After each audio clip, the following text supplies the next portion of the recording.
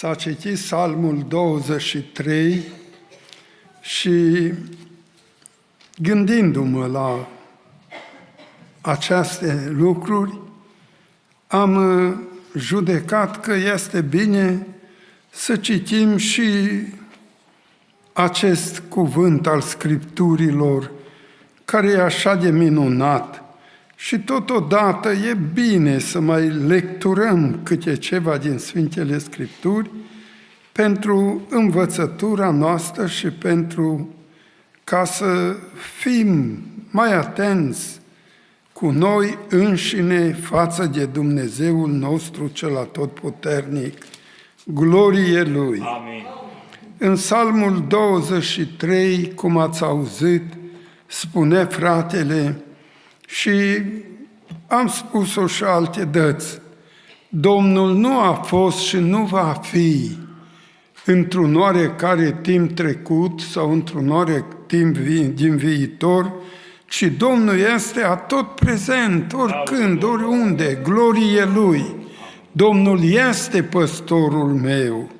Relativ la oi, să știți, pe cum bine știți, oaia fată un singur miel, o lupoică are 6, 8, 10 cățăluși. Cu toate acestea, lupii pierd și oile se mulțesc. Mărit să fie Domnul! Amin. Wulfbrand, odată într-o încălcitură cu atei în București, a spus, pe ce poți dovedi tu că este Dumnezeu? Și Wulfbrand a spus asta, câți lupi sunt în România? Păi nu știm. Câți pui face o lupoică? Păi nici asta nu știm. Păi eu vă spun, de la 6 la 10 sau poate 12. Dar câți miei fată o oaie? Păi numai un miel. Apoi cum vă puteți explica că lupul, dacă intră într-o turmă, omoară și 100 de oi și 200 dacă nu-i nimeni să le păzească? Dar pe lupi, cine îi omoară? Dar cum să face că lupii nu cresc la număr numai atâta cât Dumnezeu îngăduie și oile cresc fără sfârșit la număr? Nu este cineva care veghează? Și nu i-a putut răspunde nimic. Acum și noi suntem în poziția aceasta de a ne gândi cum Dumnezeu lucră de minunat. Ba, în anul ăsta, în primăvară, ministerul ăsta a ecologiei și a ocrotirii vânatului și ăsta a dat un ordin să nu omoare nimeni niciun lup, că-s pe cale de dispariție. N-auzi, mă. Dar oile le omoară oamenii, mniei primăvara mai ales fac prăpăd între oi, atâția mniei omoară. Și totuși oile nu sunt pe cale de dispariție. Și lupii, cu toată înmulțirea lor, sunt pe cale de dispariție. Ce minunat Dumnezeu avem noi! Cum echilibrează El totul în natură! Glorie Lui! Apoi David continuă să zică, chiar dacă ar fi să trec prin valea umbrei morții, nu mă tem de niciun rău, că Tu ești cu mine. De câte ori am fost și eu în valea umbrei morții, odată, de 2 ori chiar, prin boale. Apoi, după aceea, în diferitele stări, când căutau cu tot din adinsul ca să-mi curme viața. Și Dumnezeu m-a păzit. Dar vedeți acum, din citatul pe care l-a citit prea iubitul păstor Andrei, din cartea Sfântului Proroc Samuel, ați văzut prin cum și cum, adică David a trecut prin valea umbrei morții, ați văzut cum el acolo putea să fie omorât cu toți cei 600 a lui. Peșterile de la Enghedi, unele din ele le-am văzut. Au o intrare, poate nu atât de mare cât e fațada la amvonul ăsta, dar în lăuntru foarte largi, foarte mari. Și trebuie să te cațări un pic ca să intri acolo. Și pe vremuri, sigur că oamenii locuiau în peșterile acelea. Ba-chiar alții și-au săpat în stânca respectivă căs și acolo dormea. În Valea lui Moise există cel puțin un templu cu vreo 3 etaje descoperite și celelalte de mii de ani le-au umplut. Valea, viitura, ploile, numai să vede că și în jos merge stâlpii. Și acolo locuiau oameni, în stâncile acelea. Acolo este Petra, adică oamenii locuiesc în piatră, în stânci acolo. Ei, am fost și pe acolo, am văzut, dar la noi în țară, la Dunărea la Cazane, cum era înainte până când nu s-a format lacul, ăsta mare pe Dunăre, care a făcut peste porțile de fier alte porți cu ecluze, care urcă și coboară vasele de pe Dunăre, care circulă. Mai sus, la Dunărea la Cazane, am fost într-o peșteră care era, să nu exagerez, dar poate de 2 sau de 3 ori cât clădirea, cât camera asta noastră. Și sus avea tăiat în stâncă, acolo sus, o fereastră pe unde pătrundea soarele. Dar intrarea în ea trebuie să intri mai mult așa pe cote și genunchi și în lăuntru era așa de mare. Am zis, măi, asta seamănă cu peștera de la Enghedi. Asta e mare. Păi dacă o fi fost și noapte, David cu oamenii lui s-au situat în fundul peșterii. Probabil că peștera avea și ceva cotitură, de nu s-a observat tot acolo. Și ei au stat acolo. A venit, întorcându-se de la război, Saul cu oamenii lui, obosiți, s-au pus jos și au dormit.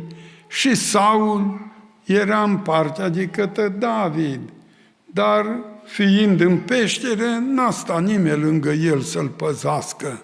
Ca împărat, el a stat mai deoparte acolo. Numai bine David, oamenii lui au observat când l-au auzit dormind, horcănind de oboseală. Oh, au zis oamenii lui, acum ai momentul. Uită-l, el te urmărește să-ți ia viața, dar Domnul ți l-a dat în mâinile tale. Acum fă ce vrei tu. Uite, dacă vrei, eu-s gata, ălalalt, eu facem, îl omorâm. Nu, să mă ferească Domnul să pui mâna pe unsul Domnului. Ce ne spune aceasta? Aceasta ne spune ceea ce de multe ori noi nu băgăm seamă și nu știm. Dacă un om a ajuns ordinat într-o slujbă duhovnicească, fii atent cum te agheți tu de omul ăla. Fii atent că astea se plătesc. Și am văzut. Și aici au fost cel puțin 2 persoane care n-au mai încăput. Și le-am spus de la început, voi veți da de necaz dacă faceți aia sau aia. Și așa s-a întâmplat. pentru că Domnul ține tare mult la o ungere, mai ales pe care El o face. Tot așa, pentru o persoană prin care Domnul vorbește ca proroc, ca visător de vise, ca unul care are vedenii de la Dumnezeu, fiți atenți cum vorbiți. Socotiți ca David, că-i mai bine. Ce-o zis el? Să mă ferească Dumnezeu să pui mâna pe unsul Domnului. Și când s-a făcut ziua, Saul cu toată gloata au ieșit și au luat-o prin munți să caute pe David.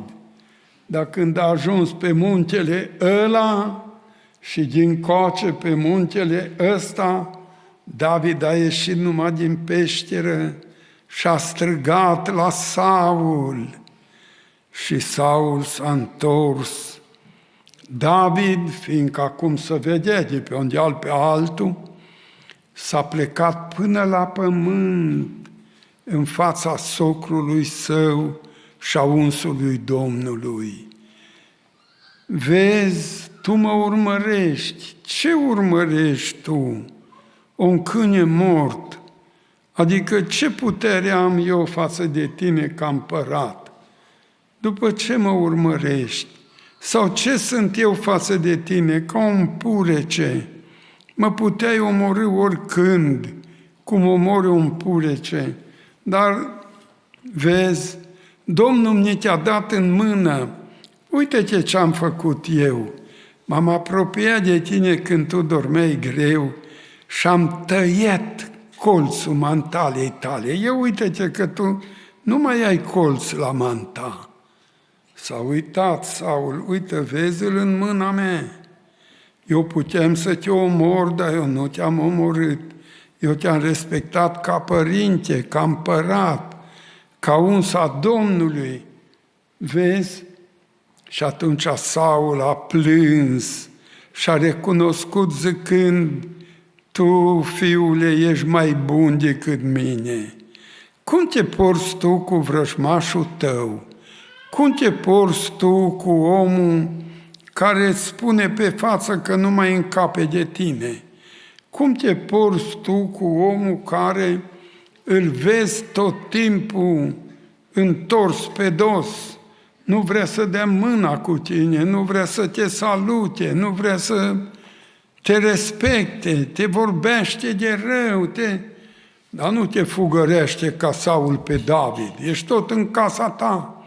Poți tu să ierți, poți tu să arăți așa dragoste încât să-l faci pe ăla să plângă? Dragii mei, chiar dacă ar fi să trec prin valea umbrii morții, nu mă tem de niciun rău, căci tu ești cu mine.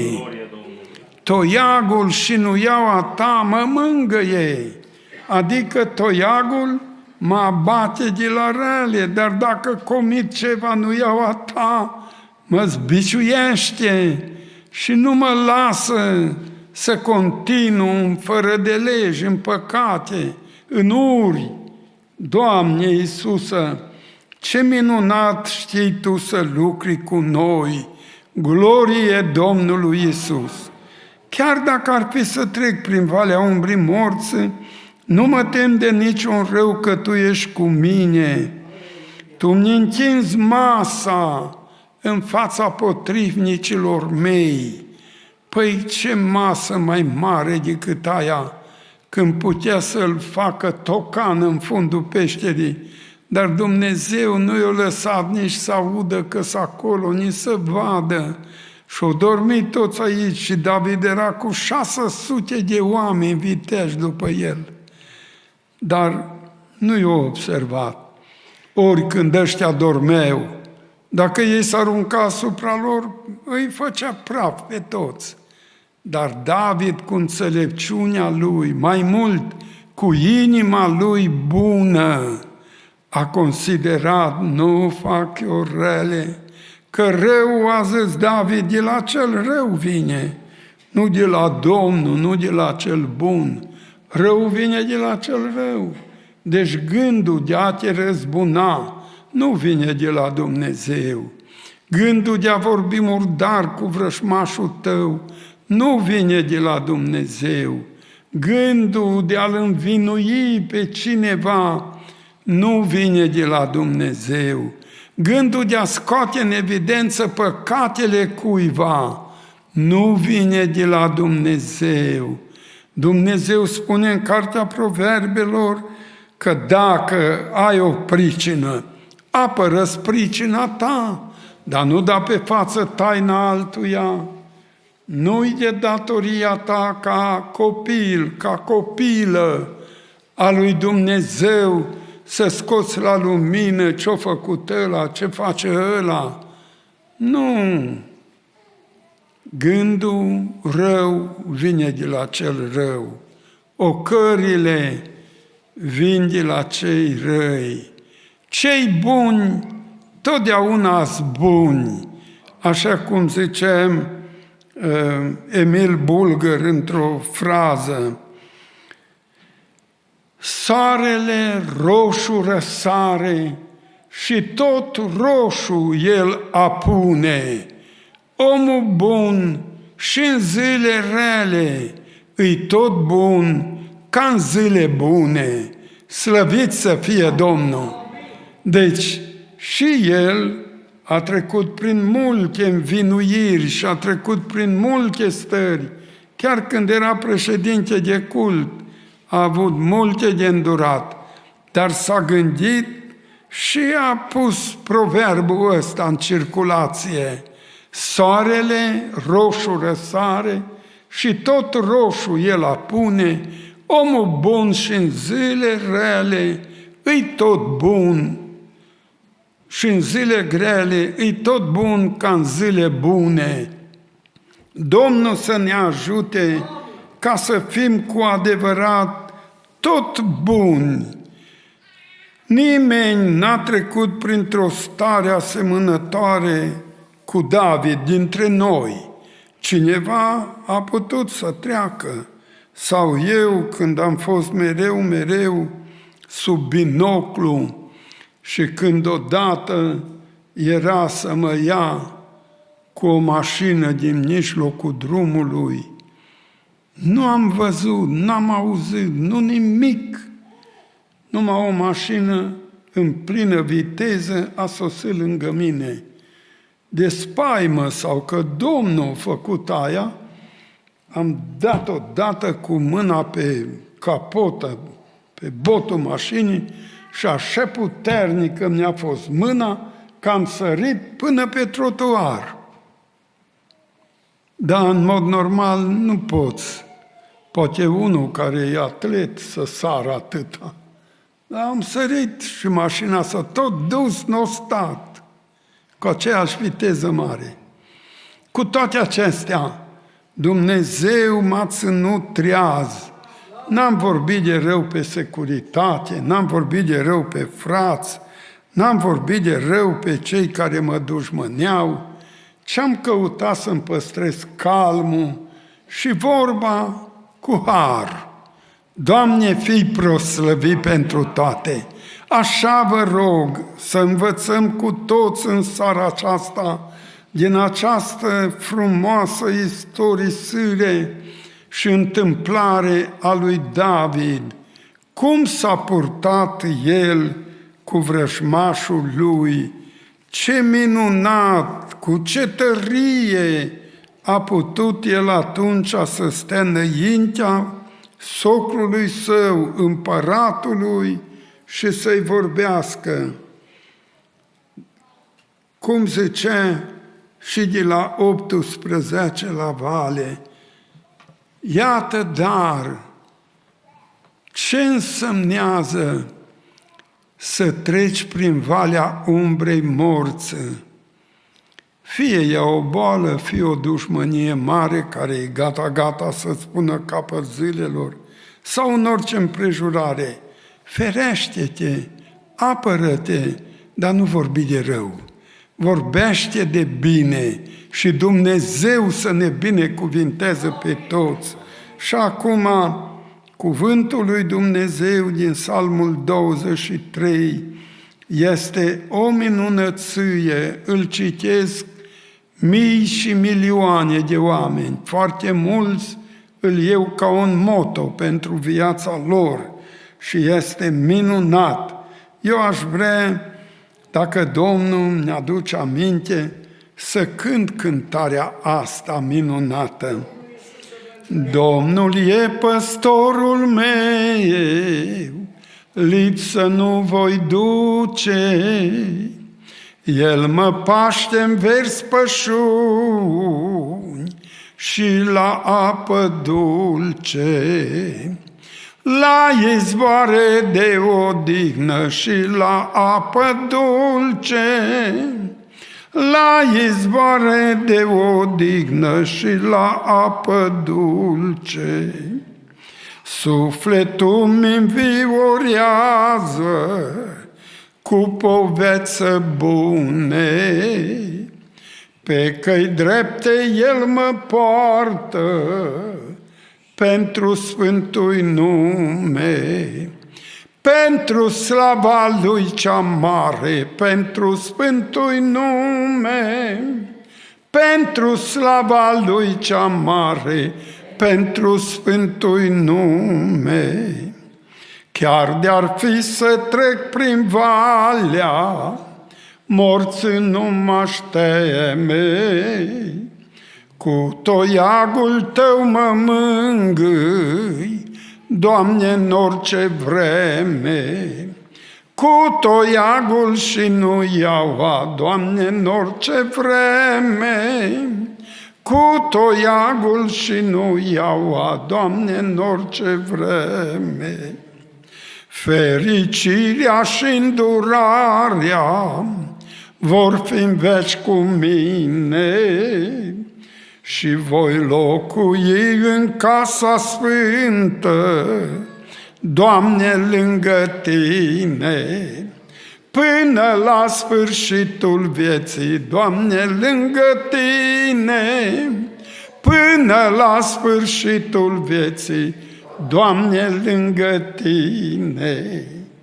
Așa să ne ajute Domnul, până gătăm viața asta pământeană, să stăm tot lângă Domnul, mărească-i să numele. În Psalmul 34, versetul 11, de el m-am ocupat și aseară și azi pe Zoom, în diferitele stări și ipostaze care ne-a dat învățătura Scripturilor, glorie Domnului. Veniți, fiilor, și ascultați-mă și vă voi învăța frica Domnului. Ce chemare minunată ne cheamă David de atunci și fiul lui David de azi, Iisus, Domnul fie slăvit. Fiilor, veniți, fiilor, noi toți suntem fii al lui Dumnezeu, așa cum zice Psalmul 82. V-am zis, sunteți Dumnezei, toți sunteți fii acelui preanalt. Cel preanalt e Duhul Sfânt și pe noi toți ne-a botezat Domnul cu Duhul Sfânt. Noi suntem fii acelui preanalt. Ei, veniți, fiilor, și ascultați-mă și vă voi învăța frica Domnului. Atât e de minunată frica lui Dumnezeu pusă în om. Frica lui Dumnezeu, dacă o ai, atunci tu vei merge pe mijlocul cărării neprihănirii. Frica lui Dumnezeu, dacă stăpânește în tine, atunci tu nu vei vorbi pe nimeni de rău, nici pe vrăjmașul tău. Atunci nu vei dori rău nimănui, oricine ce ți-ar face. Îmi rămân exemple în viață, cum era și fratele de la graniță de tot, Oanea, când un altul i-a dat foc la casă și toți știau cine și primarul și toți, hai, întocmim un proces, îl dăm în judecată. Nu se poate întâmpla nimic să nu știe Dumnezeu. Păi dacă Dumnezeu o știu și-o îngăduit, bine că n-am murit acolo, bine că n-au murit copiii, nevasta, nu, eu nu-l dau în judecată. Vedeți? Și când l-a întâlnit a treia zi, o da mâna cu el. Nu și-a arătat nici de cum ura, dar el gândindu-se acum că îl știe lumea, că poate ajunge închis, că așa, s-a bolnăvit. Și Opriș Victor, când am fost în zonă, m-a chemat și am mers la el, la patul lui. Era așa de bolnav. Dar Dumnezeu i-a dat viață, trăiește și azi. Când am fost la hal meu, am văzut că încă-i viu. Dragii mei, nu răzbunarea îți va face dreptate, ci Dumnezeu îți va face dreptate. Trebuie să știi că ai un păstor. Domnul Iisus Hristos a știut că are păstor pe Tatăl din cer. Așa zis, eu nu fac nimic numai ce îmi zice Tatăl, ce face Tatăl, fac și eu. Eu nu vorbesc de la mine nimic, numai ce aud de la Tatăl. Acum noi avem cuvântul lui Dumnezeu aici. După el putem să lucrăm, după el putem vorbi, să nu facem nimic decât ce ne spune Sfântul Cuvânt al lui Dumnezeu. Doamne Iisuse, fă-ne cu adevărat oi în staulul mântuirii și ajută-ne să ne iubim unii pe alții și pe cei greu de împăciuit, noi să le oferim pace și binecuvântări, să nu dorim rău nimănui. Domnul să ne binecuvinteze ca să putem să știm fiecare că avem un păstor minunat. A Lui să fie slava. Amin.